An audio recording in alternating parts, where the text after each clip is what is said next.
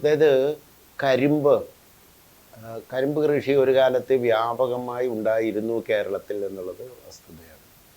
എന്താണ് കരിമ്പിൻ്റെ ഈ ഇന്നത്തെ കാലഘട്ടത്തിൻ്റെ ആവശ്യം അല്ലെങ്കിൽ അതിൻ്റെ പ്രാധാന്യം എന്നതാണ് നമ്മൾ മനസ്സിലാക്കേണ്ടത്. ഇന്നെന്തെങ്കിലും പ്രാധാന്യമുണ്ടോ? കരിമ്പ് കൃഷിയുമായിട്ട് എന്തെങ്കിലും പ്രാധാന്യമുണ്ടോ?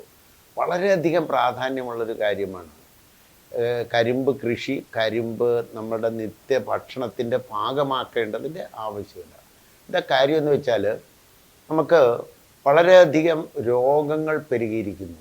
അതായത് ഷുഗർ രോഗം. അതിൻ്റെ മൂല കാരണം അൺനാച്ചുറൽ കാർബോഹൈഡ്രേറ്റ് ആണ്. അൺനാച്ചുറൽ കാർബോഹൈഡ്രേറ്റ് എന്ന് പറഞ്ഞാൽ മനുഷ്യ ശരീരത്തിന് വിധിച്ചതല്ലാത്ത ഒരു കാർബോഹൈഡ്രേറ്റാണ് അരി, ഗോതമ്പ്. സമീപഭാവിയിൽ ഇത് നമുക്ക് വ്യക്തമായി മനസ്സിലാക്കാൻ പറ്റും. അതായത് വിധിച്ചതല്ലാത്ത ഒരു കാർബോഹൈഡ്രേറ്റ് തലമുറകളായി നമ്മൾ കഴിക്കുകയാണെന്നുണ്ടെങ്കിൽ ആ ജീവി അന്യം നിൽക്കലിലേക്ക് പോകും. അതായത് ഡീജനറേഷൻ സംഭവിക്കും എന്നുള്ളതാണ്.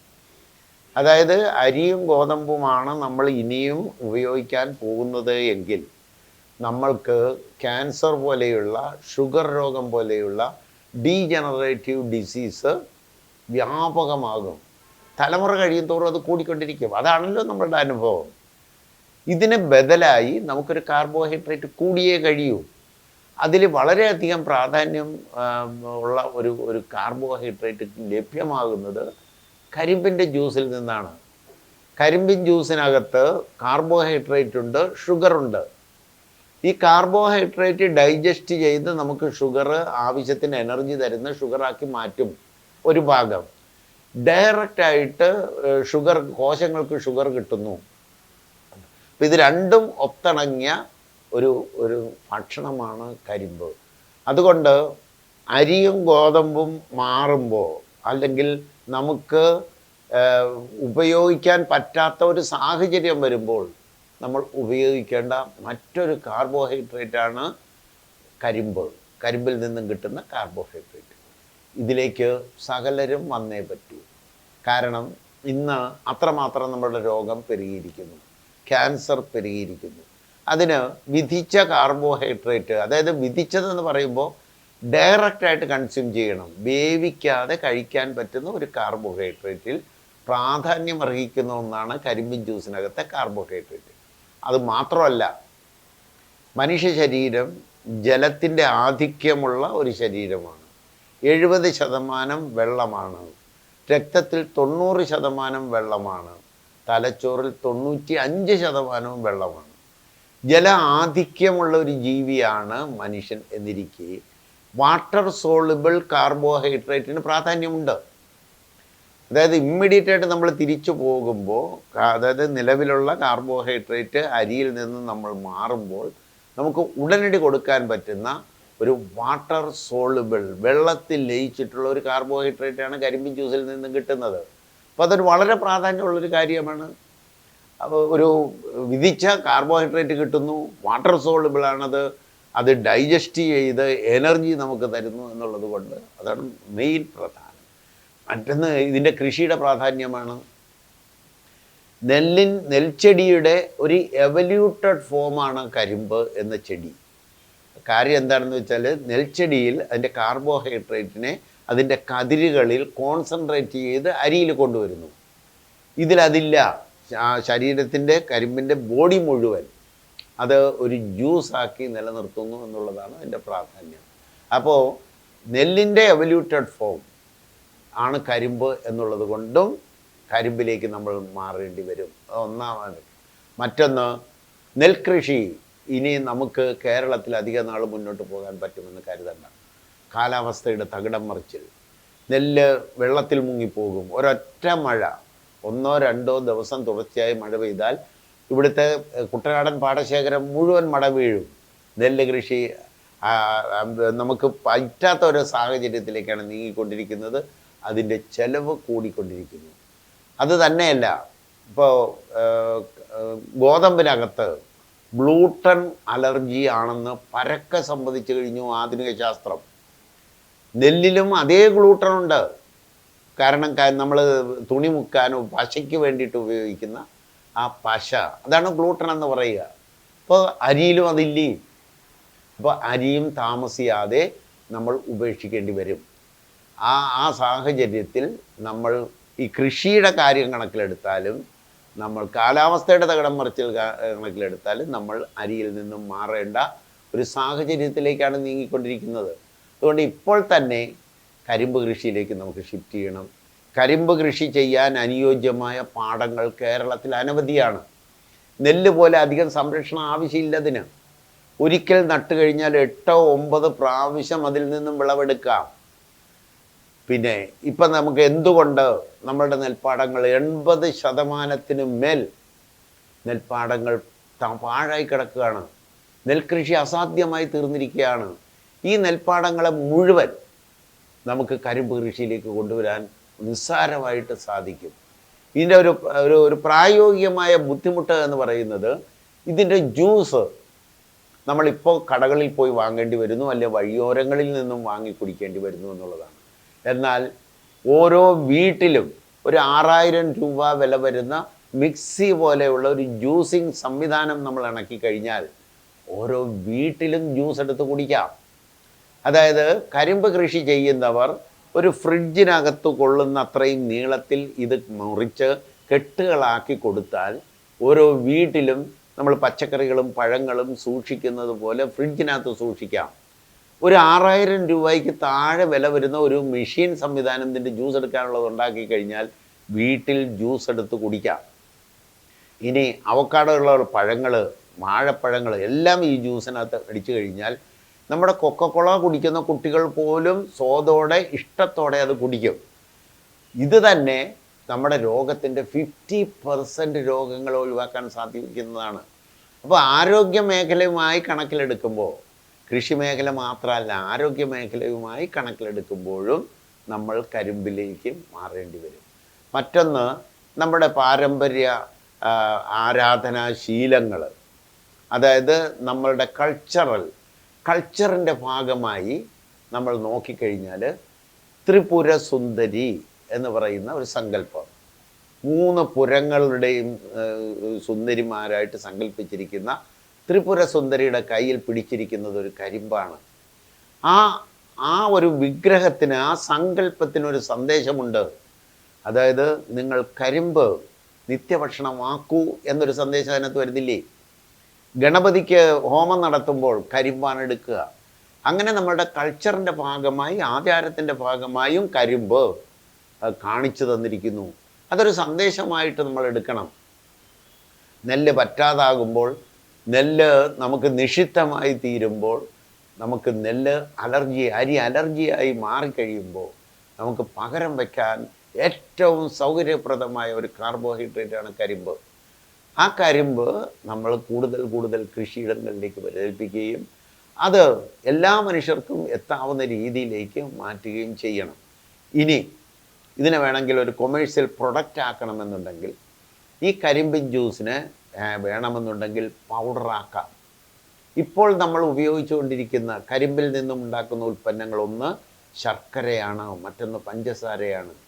ഇത് രണ്ടും ശരീരത്തിന് ഹാനികരമായ സാധനമാണ്.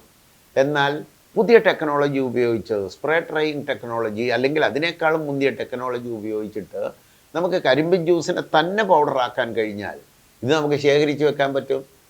ഒരു അരിയുടെ അഡ്വാൻറ്റേജ് അത് ശേഖരിച്ച് വെക്കാൻ പറ്റുന്നു എന്നുള്ളതാണ്. കരിമ്പിൻ ജ്യൂസിനെ ടെക്നോളജി ഉപയോഗിച്ച് പൗഡറാക്കി വെറുതെ വെള്ളത്തിൽ കലക്കിയാൽ, അല്ലെങ്കിൽ ഏതെങ്കിലും ജ്യൂസിനകത്ത് കലക്കി കഴിഞ്ഞാൽ നല്ല കാർബോഹൈഡ്രേറ്റ് കിട്ടുമെങ്കിൽ അതിലേക്ക് നമ്മൾ തിരിയേണ്ടതുണ്ട്. അതിനുള്ള സമയമായി. നമ്മൾ എല്ലാ ഗവൺമെൻറ്റുകളും, ആരോഗ്യ മേഖലയിൽ നിൽക്കുന്നവരും, പ്രകൃതി ജീവനത്തിൽ ആശ്രയിച്ചിരിക്കുന്നവർ എല്ലാവരും മനസ്സിലാക്കുകയും കരിമ്പിനെ അതിൻ്റെ പ്രാധാന്യം മനസ്സിലാക്കി അതിലേക്ക് തിരികുകയും അത് നിത്യഭക്ഷണത്തിൻ്റെ ഭാഗമാക്കുകയും ചെയ്യേണ്ടതായിട്ടുണ്ട്. എല്ലാവരുടെയും ഒരു സംശയം എന്താണെന്ന് വെച്ചാൽ, ചോറ് തിന്നതുപോലെ കരിമ്പ് ജ്യൂസ് കുടിച്ചാൽ മതിയാവുമോ, നമുക്കൊരു തൃപ്തി വരുമോ, ആവശ്യത്തിനുള്ള എനർജി കിട്ടുമോ എന്നുള്ളതാണ്. എനർജി കിട്ടുക തന്നെ ചെയ്യും. നമ്മളത് കുടിച്ചാൽ അറിയാം. നല്ല ഒരു ഫുൾ ഗ്ലാസ് കരിമ്പിൻ ജ്യൂസ് കുടിച്ചാൽ പിന്നെ വിശക്കില്ല. നമ്മൾ അത് ചവച്ച് കഴിക്കാത്തതിൻ്റെ ഒരു വിഷമം മാത്രമായിരിക്കുമുള്ള. അതിനെന്തെങ്കിലും ഒരു നിലക്കടല പച്ചയ്ക്ക് ഇതിൻ്റെ കൂട്ടത്തിൽ കടിച്ചും കൂടി തിന്നാമെങ്കിൽ ആ ഒരു ഫീലിംഗ് നമുക്ക് മാറിക്കിട്ടും. ഏതായാലും ആവശ്യത്തിനുള്ള കാർബോഹൈഡ്രേറ്റ് കരിമ്പിൻ ജ്യൂസിലുണ്ട്. അപ്പം നമുക്ക് ആവശ്യത്തിന് കാർബോഹൈഡ്രേറ്റ് ഇതിലൂടെ എടുക്കാമെന്നുള്ള കാര്യത്തിന് യാതൊരു സംശയമില്ല. പിന്നെ 60% എനർജി കാർബോഹൈഡ്രേറ്റിൽ നിന്ന് കിട്ടുന്നതാകുന്നത് കൊണ്ട് നമുക്കിത് നിത്യമായി ലഭ്യമാക്കാനുള്ള സംവിധാനം മാത്രം ഒരുങ്ങിയാൽ മതി. പിന്നെ ഇതിലെ ഒരു സംശയം, ഇത് നല്ല മധുരമല്ലേ, ഡയബറ്റിക്കുകാർക്ക് കുടിക്കാമോ എന്നതാണ് ഒരു സംശയം വരിക. ധൈര്യമുണ്ടെങ്കിൽ ഡയബറ്റിക്കുകാർക്ക് കുടിക്കാം. അതായത് ഇത് കുടിക്കുമ്പോൾ കുടിച്ചു കഴിഞ്ഞിട്ട് ടെസ്റ്റ് ചെയ്താൽ ഷുഗർ കൂടിയിരിക്കും, യാതൊരു സംശയവും വേണ്ട. ഇപ്പം നമുക്ക് ഏത് കാർബോഹൈഡ്രേറ്റ് ആണ് കഴിക്കുന്നത് അതിനനുസരിച്ച് വേരിയേഷൻ വന്നിട്ടിരിക്കും. ഇത് പെട്ടെന്ന് തന്നെ ദഹനവും എല്ലാം നടക്കുന്നത് കൊണ്ട് ഇത് കൂടിയിരിക്കും. പക്ഷേ നമ്മൾ ജോലി ചെയ്ത് കഴിയുമ്പോൾ, നടക്കുമ്പോൾ, ചിന്തിക്കുമ്പോൾ, ഹാർട്ട് ബീറ്റ് നടക്കുമ്പോൾ, എന്തെങ്കിലും ഫിസിക്കൽ ജോലി ചെയ്യുമ്പോൾ ഇത് പെട്ടെന്ന് കുറഞ്ഞ് നോർമൽ സ്റ്റേറ്റിലേക്ക് വരും. അപ്പോൾ അതൊരു ദോഷകരമായ കാര്യമല്ല. എന്നാൽ അരിയോ ഗോതമ്പോ കഴിച്ചിട്ട് ഷുഗർ കൂടിയാലുള്ള കുഴപ്പം എന്താണെന്ന് വെച്ചാൽ അത് കുറയില്ല എന്നുള്ളതാണ്. കുറേയൊക്കെ തീരും, പക്ഷേ കുറഞ്ഞ് താഴോട്ട് വരില്ല. അത് കൂടി തന്നെ ആയിരിക്കും പോവുക. എന്നാൽ കരിമ്പിൻ്റെ ജ്യൂസ് കുടിക്കുമ്പോൾ ഉണ്ടാകുന്ന ആധിക്യത്തെപ്പറ്റി വേവലാതി വേണ്ട. ഇനി അതിനെപ്പറ്റി സംശയവും പേടിയും ഉണ്ടെങ്കിൽ ഷുഗർ നോർമലാക്കിയ ശേഷം കരിമ്പിൻ ജ്യൂസിലേക്ക് മാറിയാൽ മതി. അതാണ് ഞാൻ കൊടുക്കുന്ന നിർദ്ദേശം. അതാണ്, അതായത് അരിക്ക് പകരം നമ്മൾ മില്ലറ്റുകൾ കൊടുത്ത് അതിന് വേണ്ട കുടിവെള്ളവും കൊടുത്ത് നോർമലാക്കിയ ശേഷം നിങ്ങൾ കരിമ്പാകാം, പഴമാകാം, എല്ലാം ആകാം. എല്ലാ തരത്തിലുള്ള പഴങ്ങളും നാച്ചുറലായിട്ടുള്ളതാകാം. ഇപ്പോൾ ചില തർക്കങ്ങൾ ഞാൻ കാണുന്നുണ്ട്. ഗ്ലൂക്കോസ് അല്ലെങ്കിൽ മധുരം എന്നതിനെപ്പറ്റി, അത് ശരീരത്തിന് ദോഷകരമായ മധുരമുണ്ട് എന്നുള്ള ഒരു തത്വം പറഞ്ഞു കേൾക്കുന്നുണ്ട്. ശാസ്ത്രജ്ഞന്മാരുടെ ലോകത്ത് നിന്ന് പറഞ്ഞു കേൾക്കുന്നുണ്ട്. അതേപ്പറ്റി ആശങ്കയേ വേണ്ട. കാരണം ഞാൻ പഠിപ്പിക്കുന്ന ശാസ്ത്രം ഇക്കോളജി എന്ന് പറയുന്നൊരു ശാസ്ത്രമാണ്. ആ ശാസ്ത്രപ്രകാരം നമ്മൾ കഴിക്കുന്ന ഫ്രൂട്ട്സിൽ അതിനകത്തുണ്ടായിരുന്ന ഗ്ലൂക്കോസ് ഷുഗറിനെ കൈകാര്യം ചെയ്യാനുള്ള ശരീരം ഒരു ബയോളജിക്കൽ ഓർഗാനിസമായ ശരീരത്തിനുണ്ട് എന്ന് തന്നെയാണ്. അതുകൊണ്ട് ധൈര്യപൂർവ്വം ഇത് കഴിക്കാം, ഇത് ഇൻട്രൊഡ്യൂസ് ചെയ്യാം. സാധാരണ നെൽപ്പാടങ്ങൾ പോലെയുള്ള നെൽപ്പാടങ്ങളിൽ മുഴുവൻ ഇത് കൃഷി ചെയ്യാം. എക്കലുള്ള നെൽപ്പാടങ്ങളിൽ വളരെ സമൃദ്ധമായിട്ട് കരിമ്പ് വളരും. ഇത് മാത്രമല്ല, കരയിലും ചെയ്യാം. അത് കരയിൽ ചെയ്യുമ്പോൾ അതിന് നമ്മൾ തെങ്ങിന് വാഴയ്ക്കൊക്കെ നനയ്ക്കുന്നത് പോലെ വേനൽക്കാലത്ത് നനച്ചു കൊടുക്കണമെന്ന് മാത്രമേ ഉള്ളൂ. വളവും ഇട്ട് കൊടുക്കണം. ഇപ്പം ചേർത്തലയിൽ തന്നെ ലാലു കുരുവിളയുടെ വീട്ടിലൊക്കെ ചെയ്തിരിക്കുന്ന നെൽപ്പാടങ്ങളിലാണ് ചെയ്തിരിക്കുന്നത്. ഇന്നേ വരെ ചരിത്രത്തിൽ ഇവിടെ ഈ കരപ്രദേശത്ത് കരിമ്പ് കൃഷി ആരും ചെയ്തിരുന്നില്ല. പക്ഷേ ഇത് കരിമ്പ് കൃഷി ചെയ്ത് രണ്ടാമത്തെ വിളവ് എടുക്കാൻ പാകമായിരിക്കുന്നു. അങ്ങോട്ട് ഇട്ട് കൊടുക്കേണ്ടി വരും. ഇവിടുത്തെ മണ്ണിൽ അങ്ങോട്ട് വളപ്രയോഗം നടത്തേണ്ടി വരും. അങ്ങനെ കൊടുത്താൽ ഇങ്ങോട്ട് കരിമ്പ് കിട്ടും. കരയിലും ചെയ്യാം, ഏത് കരയിലും ചെയ്യാം, എവിടെയും ചെയ്യാം. അതിനും അപ്പുറത്ത് ഇപ്പോൾ നമ്മൾ ഗുജറാത്തിൽ നിന്നും ഉപ്പുവെള്ളത്തിൽ വളരുന്ന ഇനം കരിമ്പ് പ്രചരിപ്പിക്കാൻ ശ്രമിക്കുകയാണ്. കാരണം ഇപ്പം നമുക്ക് കോമൺ ആയിട്ട് വന്നിട്ടിരിക്കുന്ന ഒരു പ്രശ്നമാണ് സോഡിയം കുറഞ്ഞു പോവുക എന്നുള്ളത്.